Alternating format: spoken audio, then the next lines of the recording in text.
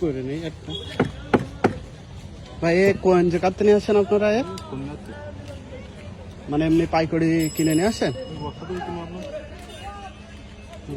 বস্তা ধরে নষ্ট আছে বসা এইটাও দেবে আপনার, সব রকম মিলে দেবে আপনার। এই ছোটটাও একসাথে কেনেন? আর এই মশলা কিনা না কিনা না কিনা তিন রকম ইন্ডিয়ান মশলা ইন্ডিয়ান।